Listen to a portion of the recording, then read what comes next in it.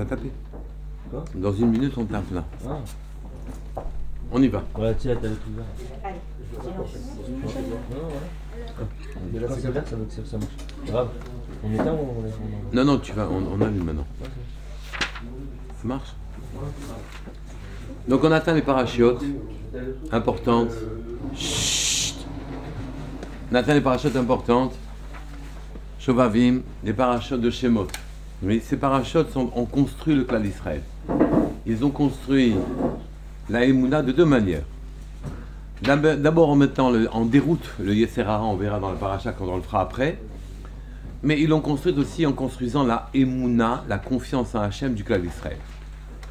Et la Emouna, le sentiment que Kadosh Baruch Hu est présent et qui s'occupe de nous, cette perception-là des choses, elle s'est construite en Égypte.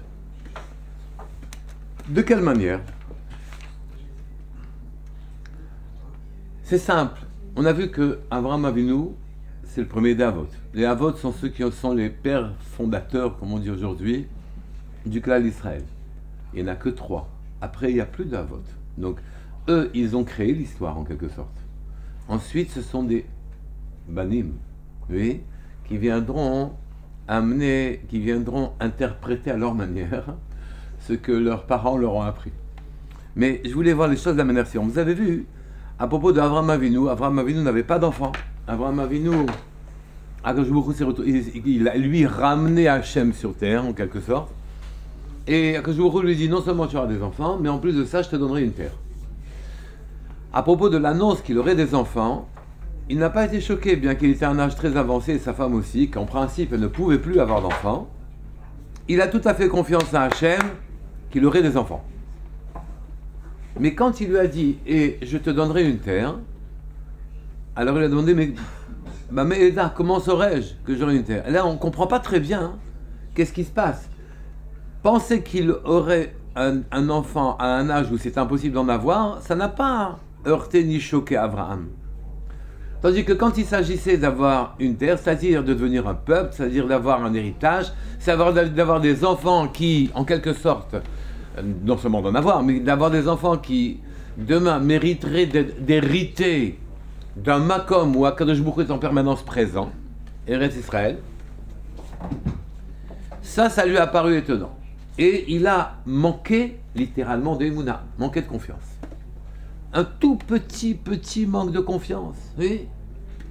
Et il a demandé, comment serais-je? Et Akadosh Baruch Hu lui a répondu, Yado Teda, savoir tu seras, Ki ger yeh zarcha be'eretz lo lahem, étrangère sera ta descendance dans une terre qui n'est pas la sienne.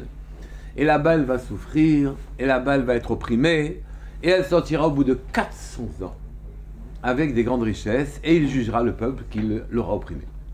Vous voyez que la toute petite faille dans la confiance en Hachem de Avraham a contraint Akadosh Baruch Hu à apporter un remède. Il n'a pas pu supporter cette toute petite faille dans la Emouna d'Hachem, dans la Emouna d'Hachem d'Avraham. Oui, il ne l'a pas supporté, il lui a fallu donner un remède. Mais le remède est terrible. 400 ans d'esclavage, 400 ans d'enfer. Oui. Comment comprendre que, pourquoi d'abord une telle souffrance, et deuxièmement, en quoi cette souffrance est le remède à la Emouna. Donc on est descendu en Égypte pour prendre conscience qu'Hachem, c'est lui, le patron, il est là, il est avec nous. Donc cette petite faille, il a fallu apporter le remède. Le remède, c'est l'Égypte. Donc il y a intérêt à comprendre ce qui s'est passé en Égypte. Oui, de façon à comprendre comment s'est organisée la Emouna pour un peuple entier, le peuple juif. Ici, il y a deux manières de voir les choses. D'accord? Il y a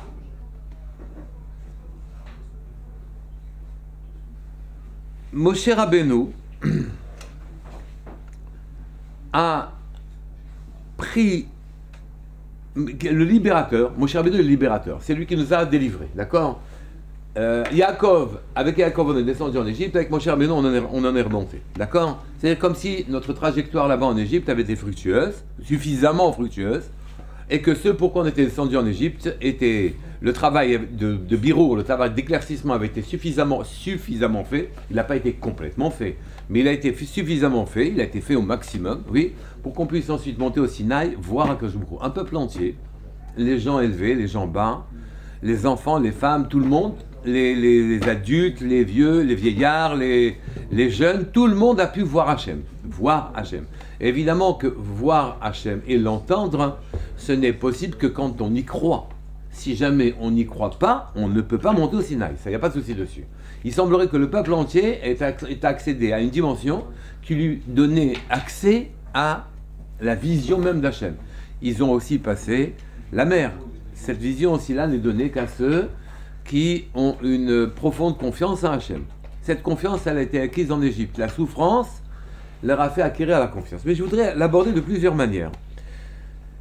D'abord, je voudrais revoir l'histoire de Moshe, du libérateur lui-même, qui, lui, est en train de figurer l'exemple même que le peuple doit, le niveau que le peuple doit atteindre. Moshe Rabbeinu, lui, avec Yaakov, c'est la Emouna profonde, et Yaakov a vécu en Égypte, Yaakov est descendu en Égypte et il y a vécu, il est resté vivant en Égypte, dans la terre la plus tordue, finalement, il a gardé la vie, les qualités, et Moshe Rabbeinu, lui, c'est l'homme à copier, puisque c'est lui le libérateur, et que donc le peuple même qu'il va libérer va lui ressembler, puisque le peuple va être guidé par lui et l'amener au Sinaï. Prenons l'histoire de Moshe Rabbeinu, abordons le problème sous cet angle-là. C'est marqué à propos de Moshe Rabbeinu, l'enfant il a grandi et il a été remis. Vous savez que Moshe Rabbeinu est né alors même que Paro était au courant, que le libérateur des Juifs allait naître. Il a donc demandé qu'on noie tous les enfants mâles, y compris les Égyptiens, de manière à ce qu'il n'y ait aucun problème. Mais seulement les Égyptiens pensaient que Yocheved, sa mère, était au 6e mois de la grossesse. Et donc, pensant qu'elle était au 6e mois de la grossesse, ils n'attendaient pas une naissance chez Yocheved. Et donc, elle a pu le garder pendant 3 mois. Le décret était passé, c'était la journée où devait naître le libérateur. Ils ont jeté tout ce qu'ils pouvaient comme enfant dans le Nil, tout ce qu'ils pouvaient comme garçon dans le Nil, oui. Et donc, théoriquement, ça y est, il n'y aurait plus de libérateur d'Israël. Donc, la mère s'est occupée, Yocheved s'est occupée de Moshe pendant 3 mois, puis ensuite, elle ne pouvait plus le garder à la maison, elle l'a confié au Nil, d'accord? Et au Nil, c'est la fille de Paro qui va le prendre en charge, et il va rentrer au palais de Paro, là-bas il va prendre la politique, parce que c'est quand même pas facile de diriger un peuple, et alors de diriger les Juifs, c'est pas la peine que je vous dise, oui. Et donc, il a appris là-bas la politique et l'administration. Et dans la maison de Paro, donc, il a grandi, oui. Paro s'est un peu méfié du bébé. Il voulait savoir si c'était pas lui le libérateur en question et qu'il avait atterri dans sa propre maison. Et donc, il lui a offert, selon le Midrash, un plat de dattes avec un plat de braise. Et la main de l'enfant, naturellement intelligent, s'est dirigée vers le plat de dattes. Un malach est venu et a poussé la main du bébé vers le plat de braise qu'il a apporté à sa bouche. Et c'est comme ça qu'il a eu le défaut de langue que nous connaissons. Donc, l'enfant a grandi dans la maison de Paro. Moshe a grandi dans la maison de Paro. Il a grandi, c'est écrit 2 fois. Une fois qu'il a grandi physiquement, d'accord? Et une seconde fois, il a grandi en qualité. Et à Paro, reconnaissant les compétences de Moshe Rabbeinu, lui a confié des responsabilités dans le gouvernement de sa maison. Donc, Paro l'a nommé comme chef de sa maison. Et comme il l'a nommé comme chef de sa maison, qu'il avait une grandeur comme celle-là, il n'a quand même pas oublié ses frères, malgré sa grandeur. Et donc, il est sorti un jour et il a vu un Égyptien qui maltraitait un Juif. Et qui, plus exactement, cet Égyptien-là, avait mis l'œil sur la femme de ce Juif en question et il lui faisait faire des corvées. Il est allé voir sa femme pendant qu'il avait emmené lui au champ et elle ne s'était pas aperçue, mais lui, l'homme, se doutait de ça, le Juif se doutait de ça, donc l'Égyptien le martyrisait pendant ce temps-là, le faisait souffrir énormément. Moshe Rabbeinu a regardé ko va ko, ici et là, et il a vu que rien de bien ne sortirait de cet homme-là, et il l'a éliminé. Il l'a tué, il l'a mis dans le sable. D'accord? Il l'a tué avec un shem, il ne l'a pas touché. Donc Moshe avait une grande dimension personnelle, Tu l'avais quoi avec un shem, un nom. Ah, d'accord. Et donc, il avait une grande dimension personnelle, donc il s'est débarrassé de l'Égyptien. Naturellement, on ne comprend pas ce geste-là. Moshe est un homme politique. Moshe a un grand pouvoir. Moshe aime ses frères. Oui. Comment se peut-il que Moshe, alors qu'il détient les moyens de rendre des services à ses frères, de s'occuper d'eux avec sa position éminente, comment se fait-il qu'il ait un geste impulsif comme celui-là, un geste de colère impulsif? Peut-être eût-il mieux valu lui laisser passer et au lieu de tenter de sauver un juif, de tenter de sauver les juifs d'une manière générale, grâce au pouvoir qu'il avait. D'ailleurs, s'il avait fait preuve d'un peu de retenue, peut-être qu'effectivement ça serait arrangé, il aurait pu adoucir les problèmes des juifs en question. Comme ça s'est passé du temps de Mordechai. Le pouvoir n'a pas été considéré comme Mordechai comme quelque chose d'anodin. Quand il a vu que cette Sadéket Esther était tombée dans la maison de Achashverosh, et que donc elle était devenue même la reine, il n'a pas dit ceci est méprisable, ce sont des choses matérielles. Il a dit au contraire, tu es là parce que tu vas être celle par laquelle vont se produire des événements importants. Oui. Donc le pouvoir n'est pas quelque chose qu'on négligera. Au contraire, il dit si jamais le salut ne passe pas par toi, il passera par quelqu'un d'autre. Donc négliger le pouvoir est quelque chose d'étonnant. On ne peut pas dire que comment se fait-il que Moshe ait eu ce geste-là et négliger toute l'aide qu'il aurait pu apporter à son peuple et qu'il l'a laissé finalement sans soutien, le soutien qu'il aurait pu avoir dans le palais. D'accord? À côté de ça, toujours dans le cadre de l'Égypte, on voit que c'est marqué à propos du peuple, c'est marqué Vaidaber Aaron et kol hadvarim asher diver Hashem el Moshe. Aaron est venu voir le peuple quand des années, je vous ai sauté une parenthèse importante naturellement, puisque Paro s'est aperçu qu'il avait tué un Égyptien, et donc Paro a voulu tuer Moshe Rabbeinu. Finalement, Akadosh Baruch Hu a sauvé Moshe Rabbeinu des mains de Paro. Paro est parti pendant Moshe est parti pendant de très nombreuses années, bien supérieures à 40 ans. Puis Moshe est revenu après avoir vu le buisson qui brûlait sans se consumer, oui. Et bien, et là, il est revenu vers Aaron, et Akadosh Baruch Hu lui a donné des signes, le bâton qui devient serpent, mettre sa main sous sa manche, qu'elle devenait lépreuse, puis il la remettait, et elle redevenait blanche, d'accord? Donc Moshe Rabbeinu est revenu devant le peuple, et c'est marqué à propos du peuple, Aaron a répété tous les mots de Moshe Rabbeinu, et le peuple a cru en Moshe Rabbeinu. Ils ont fait des signes aussi, le serpent, la main lépreuse. Vous connaissez ces signes? Oui, serpent, main lépreuse. Et on a dit le peuple, on a dit à ce propos-là, Vaya Amen Ha'am. Le peuple a cru. Le peuple a fait confiance. Et nous, quand le peuple fait confiance à cause de signes particuliers, nous on n'a pas confiance. Pourquoi? Parce que tout ce qui est lié, tout amour et toute confiance qui est lié à un événement, l'événement s'en va, il n'y a plus de confiance. Oui? Puisque la confiance demande à être renouvelée. Comme on dit, la confiance, elle vient au trot et elle s'en va au galop. Eh bien, ici, pourquoi on pense que le peuple a cru alors qu'il a vu les signes? Chez nous, justement, c'est une raison de ne pas croire. Pourquoi? Parce que si une confiance est dépendante d'un signe, et que ce signe est un miracle, et que ce miracle est inhabituel, oui, avec le temps, la nature reprendra ses droits, les choses seront oubliées, on sentira que ça ne peut pas se renouveler, et donc on ne fera plus confiance. Donc au contraire, le fait qu'il y ait eu des signes affaiblisse la confiance. Oui, et c'est pas un bon signe, si je puis dire, que les Juifs aient eu confiance en regardant les signes. Et pourtant, c'est marqué dans la Torah, Vaya Amen Ha'am. Le peuple la Torah atteste que le peuple avait confiance. Et on peut pas, il faut qu'on comprenne ici. Parce que la Torah sait très bien que tout ce qui est lié à un miracle est passager. On ne peut pas le garder longtemps. D'accord? Et pourtant, elle atteste que les Juifs ont bel et bien cru en Moshe Rabbeinu. Donc la Emouna était bel et bien là. Comment comprendre que les Hébreux d'Israël avaient la Emouna, malgré, naturellement, les signes que Moshe Rabbeinu leur a donnés? Vous savez que les signes sont en rapport avec le peuple direct. Moshe Rabbeinu a dit à Akadosh Baruch Hu, ils ne vont pas me croire.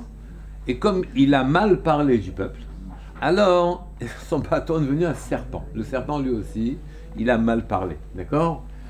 Et ceux qui parlent mal ont la lèpre, donc il a mis sa main sous l'aisselle et elle est devenue lépreuse aussi. Donc ce sont des signes qui montrent l'amour que je vous porte à son peuple.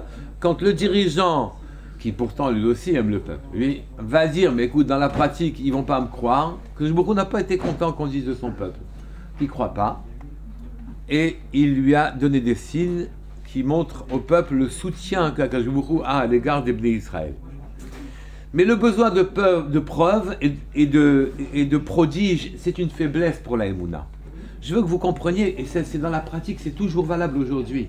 Tout ce qui est exceptionnel et qui ne dure pas, et que les sentiments, vous les liez, le sentiment de confiance ou le sentiment d'amour, vous le liez à l'exceptionnel, battent là le sentiment. Le sentiment, quand l'événement s'en va, et quand il est exceptionnel, il s'en va très vite, oui, eh bien, le sentiment qui l'accompagne s'en ira aussi. D'accord? Donc la confiance ne tiendra pas.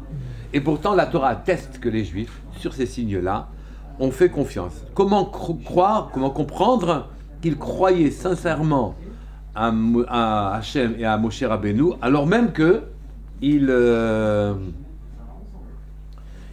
a apporté des miracles. D'accord? On ne peut pas tirer de conséquences, de conclusions inéluctables, incontournables de signes, d'accord? Sauf si on admet, et ceci est un principe, oui, que tout dépend de la manière dont on interprète les événements. En vérité, rien n'a pour nous une vérité absolue. Rien n'a pour nous une vérité absolue. Tout est subjectif. Oui. L'événement dépend de ce que j'ai comme programme initial, ce à quoi je me réfère initialement. Et si c'est conforme à mon programme initial, je dis tiens, ça me rappelle quelque chose, et je dis c'est vrai. Oui, mais ce n'est pas vrai. C'est juste conforme à ce qu'on m'a enseigné, à ce qu'on m'a éduqué pour penser que c'est vrai. C'est tout. C'est pas plus que ça. D'accord? Et donc toute démarche que l'on croit tellement objective est en vérité très subjective.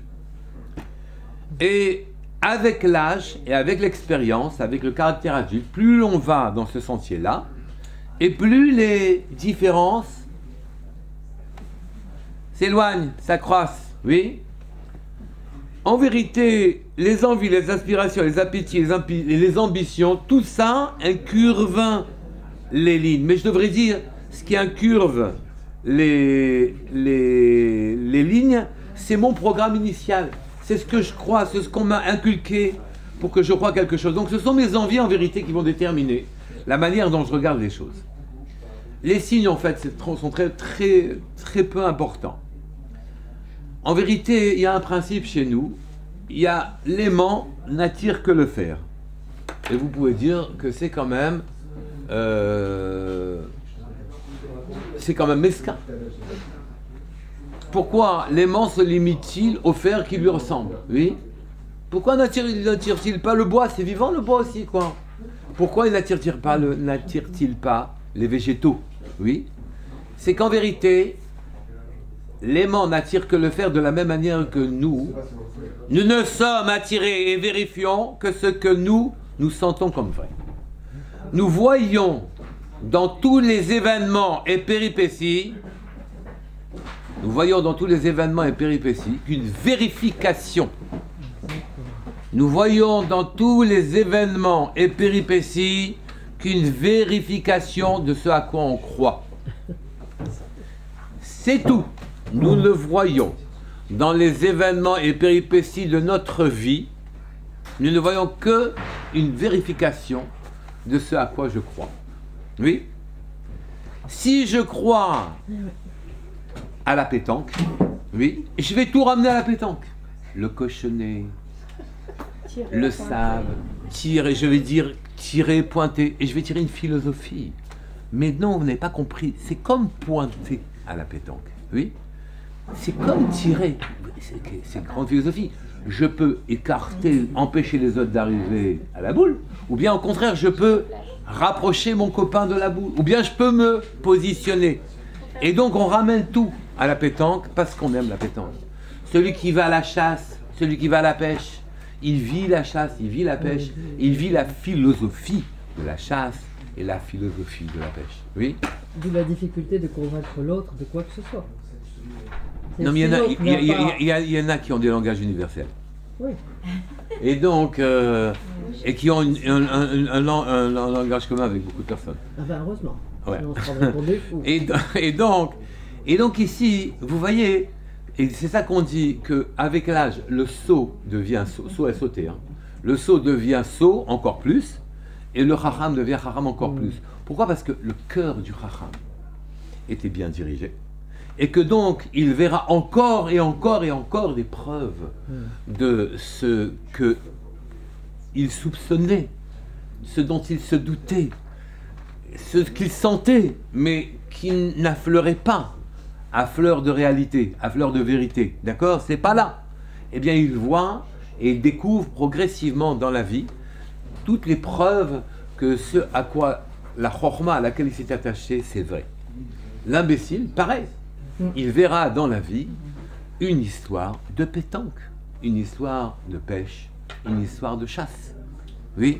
Et plus ça ira, il dit c'est comme dans. Oui. Il aura 90 ans, qui sera toujours dans ses hameçons. L'hameçon, c'est très philosophique. Oui. C'est une pièce recourbée pour ramener l'autre. D'accord? C'est philosophique. Et donc tout ça. Mais c'est vrai, je dis vrai. On fait de la pétanque, on fait de la pêche, Bien sûr. Bien sûr. Non. Bien sûr. Au premier cours de peinture, on m'a parlé d'ombre et de lumière. Ouais. Je dis de quoi on parle? On est en peinture ou on est en philo? Ouais. L'ombre et la lumière. Bah oui, Que ça. c'est normal. Bah oui, mais tout est... Toi tu ramènes ça. Et donc on est attiré par les expériences qui confortent notre foi. On est attiré et le reste on le trie. On n'y croit pas. On fait le tri d'une manière générale de tout ce qu'on a comme information. Je vais aller beaucoup plus loin. Hein. On fait le tri de tout ce qu'on a comme information. Donc vous voyez, il met à condition d'avoir éduqué son programme initial. Rabbi Akiva, il s'est retrouvé, je vous ai raconté cette histoire 10 fois. Lui, il était entre deux villes. Et avant d'arriver à la ville, malheureusement dans la nuit, il avait un coq, il avait un âne. Il montait sur l'âne et le coq lui servait de réveil matin, et pas l'inverse, oui. Et il avait une bougie, une lanterne. Ouais. Le vent a éteint la bougie. Le Shonra, il est venu, il a mangé le coq. Le lion a mangé l'âne, oui. Et il a dit, Rabbi Akiva avait une réaction d'éduquer. Il savait, lui, dans son cœur, qu'Hachem était présent, oui. Et qu'Hachem, il dirige le monde. Et qu'Hachem, il se débrouille pour qu'il y ait la refoua avant même le soin, avant même le mal, oui. Et il sait tout ça, il fait confiance, parce qu'il n'est pas sot. Il a pas dit, c'est quand même mal organisé ici, oui. Et ben voilà, il fait nuit et le truc, la lanterne s'est éteinte. Vous vous rendez compte, oui. Et le chat, il y a un chat qui a mangé mon coq, etc. Ça ne tient pas. Il a dit non, kol de avdin min shmaya letav. Avdin, tout ce qui est fait par le ciel, c'est bien. Donc il dit, écoutez, asseyons-nous et voyons ce qui va arriver. Donc au lieu de s'énerver en se disant, il faut quand même qu'avant la nuit, j'arrive à la ville. Avant la nuit, je dois arriver à la ville. Il n'est pas arrivé à la ville, il s'est assis, il a laissé, il a dit, c'est bien. Effectivement, la ville a été mise à sac par des pillards, et ils ont tué des gens, etc. Et Rabbi Akiva a été sauvé parce qu'il n'avait plus de coq, parce qu'il n'avait plus de lumière, parce qu'il n'avait plus d'âne. Parce que comme vous savez, le coq, ça chante, ça réveille. Le l'âne, ça braie. Et la lumière, ça se voit. Donc il avait été invisible aux yeux des bandits. Et il a été sauvé. Mais ça, hein, c'est que dans son cœur, il savait qu'Hachem était là, était présent. Qu'il ne lui voulait pas son mal. Vous savez que dans le Zohar de la Paracha, c'est écrit que toute personne qui vit de la Emouna, Tzadik be'emunato yichye, celui qui vit de sa confiance d'Hachem, et qui éduque sa confiance, c'est pas naturel, car nous sommes tirés vers le bas en permanence, eh bien, il ne peut rien ne lui arriver de mal par les choses terrestres, que celles qu'Akadosh Baruch Hu décide pour son bien. C'est-à-dire, le lion, il ne va pas le toucher, l'âne, le chien ne va pas le mordre, le goy ne va pas l'embêter, personne ne peut le toucher, parce qu'il vit dans le monde de la main de Hachem. Hachem, en vérité, utilise tous ces acteurs pour le rappeler aux Juifs qu'il est là, et qu'ils lui disent « Sauve-moi ». Oui. Et donc, à partir du moment où le Juif vit dans sa Emouna, comme Rabbi Akiva, ou comme Ish Gamzu, qui vivaient de leur Emouna, dans leur confiance à Hachem, il n'y a pas besoin de tout ça. Ils ne sont pas embêtés par les gens. Il n'y a que simplement, pour ceux qui ne sont pas des prophètes, à qui Akadosh Baruch Hu s'adresse directement en disant « tu fais ça ou tu fais ça », il n'y a que Akadosh Baruch Hu, il n'y a que les signes qu'Akadosh Baruch Hu leur donne à travers de la nature qui vont les atteindre. C'est tout. C'est clair dans le Zohar de la paracha de la semaine dernière. D'accord? Donc il faut quitter le monde de la matérialité et rentrer dans le monde de la Emouna. Et donc toutes les péripéties, vous devez regarder les choses en perspective. Pas en disant, mais logiquement, ou aura des pâquerettes, ou bien scientifiquement, ou bien structurellement, ou bien tu te rends compte, etc. Il faut rentrer dans le monde de la Emouna, et à ce moment-là, on vit dans des lois, les lois d'Hachem. C'est ça aussi les histoires que je vous avais racontées, qu'à chaque fois que quelqu'un est en danger, s'il fait une bracha de chez Hakol Nihi Abidbaro, lui qui boit un verre d'eau et qui disent mais tout est créé par lui, alors à ce moment-là, le mal s'en va. C'est arrivé, c'est une ségoula très importante. Une technique pour se sortir. Divine, tu reconnais que le monde est Il à a tout Hachem. créé. Bah oui. Oui, oui. Ah ouais. Bah, je vous ai raconté plusieurs histoires. Dans la dernière guerre en Allemagne, il y a beaucoup de personnes qui sont passées entre les lignes allemandes, tout simplement, en faisant, chez Hakon, il y avait de barreaux, ils se mettent entre les mains d'Hachem. D'accord. L'Allemand ne voit pas le passeport, l'autre laisse passer, l'Arabe ne tue pas le Juif, le rabbin juif de Tunis, etc. Je vous ai raconté des histoires sans arrêt là-dessus.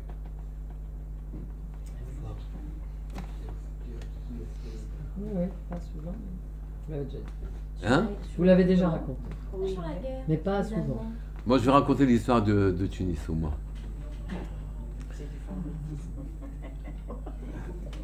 Donc, il y avait dans le sud tunisois un arabe qui se promenait avec ses deux disciples.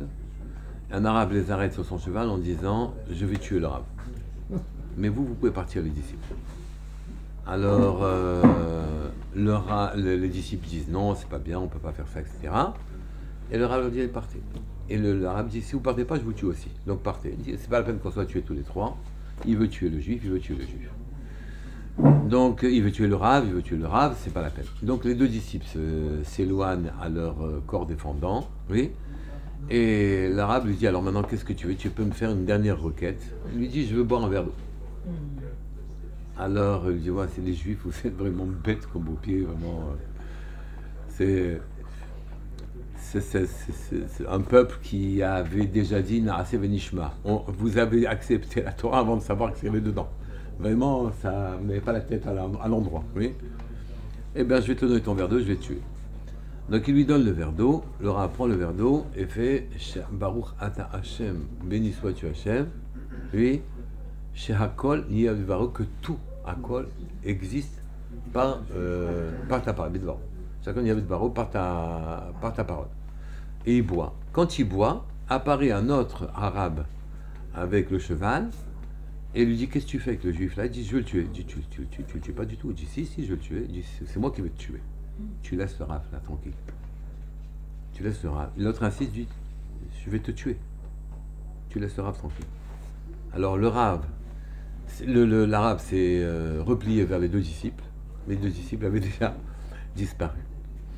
Donc vous voyez ici en fait, je vous l'ai dit d'une manière plus intellectuelle, oui, c'est que quand je viens et que je dis que tout est créé par sa parole, en vérité, tout ce qu'il y a comme péripéties dans l'existence sont là pour que la Kodesh Baruch Hu, il faut quand même que tu apparaisses maintenant, tu ne peux pas me laisser seul, d'accord? Maintenant, il faut que tu te montres, là, ça y est, c'est pas possible, c'est trop, là, oui? Et que je vous se montre, oui? Et c'est, en vérité, le monde n'existe que pour qu'on fasse, on fasse rentrer Hachem dans ce monde-ci. Même dans ce monde-ci, on lui donne sa place. Et donc, quand on lui donne sa place, et quand on a confiance, et qu'on le voit, et qu'on sait qu'il va venir, c'est fini. Chez Hakol, que tout n'existe que par sa parole. Alors on le dit, il n'a pas voulu faire une bracha pour rien, il l'a fait sur un verre d'eau, mais ça a sauvé de très nombreuses personnes, cette ségoula-là. Et donc, reprenons le fil. La Emouna, donc c'est ça aussi ce que vous entendez, ce que disent les Chachamim, Tzadik be'emunato yirye. Il vit dans le monde, be'emunato, dans sa Emouna, il se crée sa sphère, sa compréhension du monde, et les lois de ce monde, elles sont là entre lui et Hachem. Il se fait son règlement intérieur personnel avec Hachem, en quelque sorte. Hachem, il vient, il fait. Oui. Hier, j'ai vu quelque chose de très intéressant. Il y a une personne qui m'a dit, je ne peux pas, on ne peut pas avoir de stage d'expertise comptable on ne peut pas avoir de stage d'expertise comptable en étant à mi-temps, ça c'est pas possible, on ne voudra pas, etc. Puis je dis, mais c'est pas... Mais Hachem, il fait ce qu'il veut, et ton expert comptable, ton machin, etc. Tout ça, c'est rien du tout. Oui, non, je dis, écoute, fais-le. Voilà, fais. Et il revient hier me voir en me disant, c'est incroyable, j'ai trouvé un expert comptable qui n'avait pas beaucoup de travail, qui m'a employé. Et je lui ai dit, profitons qu'il n'y ait pas trop de travail pour que je puisse étudier à mi-temps. Et l'expert comptable m'a dit, oui, mais je m'attendais à avoir une paye très faible, et que c'est ça qui me permettrait de lui imposer que je travaille par ailleurs, que je prenne des cours à mi-temps. Oui. Eh bien non, j'ai eu une paye excellente. Et il a accepté effectivement que je fasse un mi-temps par ailleurs pour venir étudier. C'est-à-dire, la personne elle-même a été... tu vois, hein? Ça s'est passé ici. Oui, hier. Et donc, ici, Tzadik be'emunato yirye. Le Tzadik, il vit dans sa émouna. On est descendu en Égypte pour comprendre que quelle que soit la puissance du pays qui nous oppresse, quelle que soit la force de sa culture, oui, pas seulement la puissance militaire ou la force, mais même la pression de sa culture, les superstructures qui nous enveloppent. On parle comme on ne peut pas échapper à leur manière de voir, etc. Hein.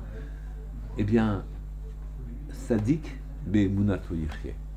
À propos de Yaakov, quand il est descendu dans le pays le plus tordu qui puisse être, c'est marqué Vaïchi Yaakov be'eretz Mitzrayim.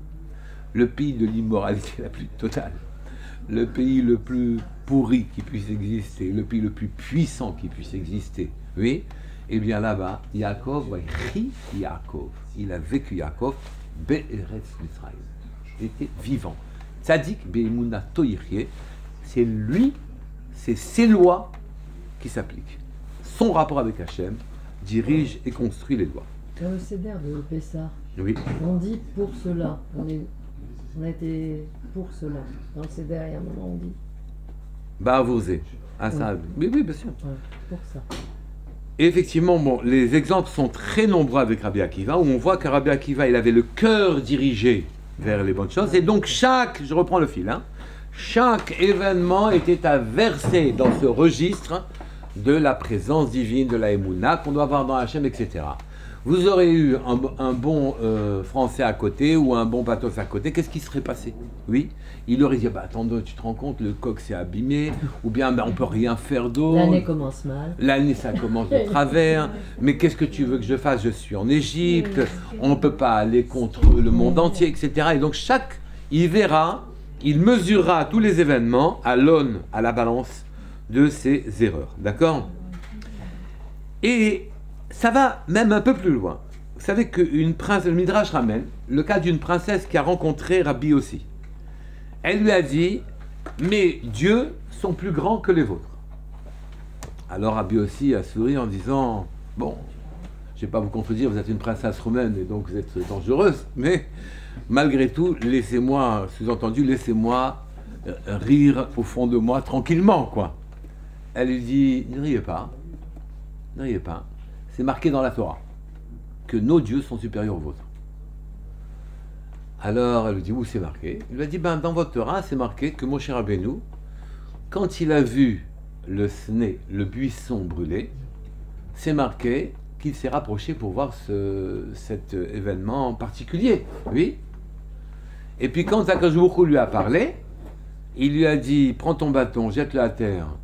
Oui, le bâton, tant qu'il est dans ta main, c'est un bâton. Mais quand tu le jettes à terre, oui, voilà, quand tu descends, tu jettes, que tu t'abîmes en bas, eh ben, il devient un serpent. Et Moshe a fui devant le serpent. Nous, notre Dieu, c'est les serpents. Donc les serpents, Moshe en a eu peur, tandis que du buisson, Moshe n'a pas eu peur. Donc nos dieux sont supérieurs aux vôtres, c'est marqué dans la Torah. Alors Rabbi aussi lui a répondu, bah, écoutez, pour vous dire la vérité, fuir un serpent, on fait quelques pas, c'est terminé.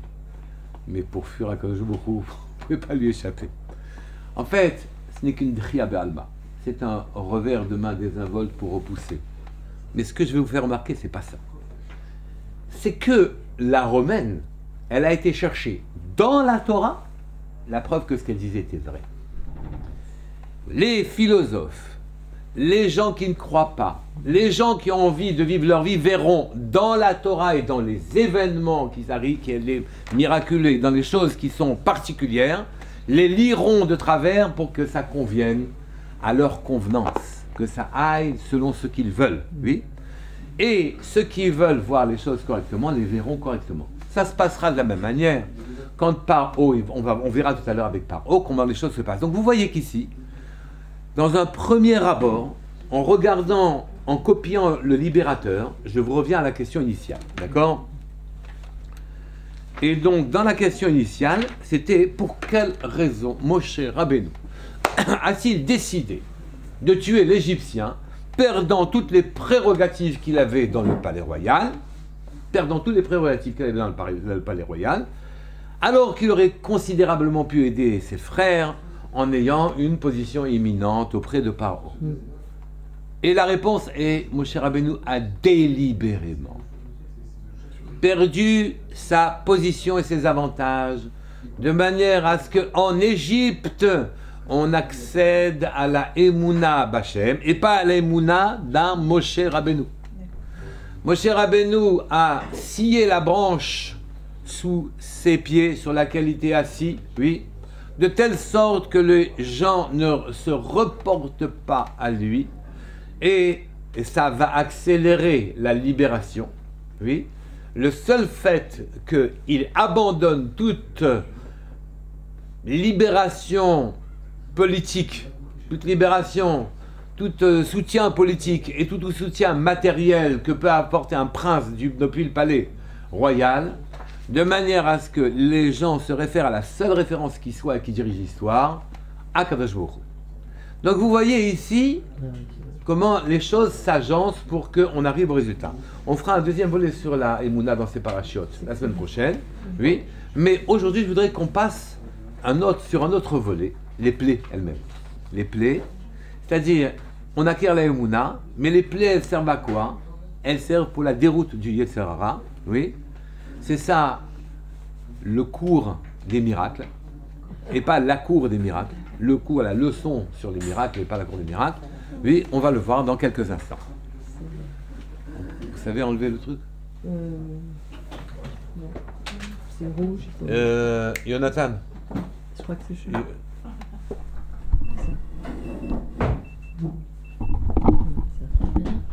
Je pense que c'est ce bouton-là.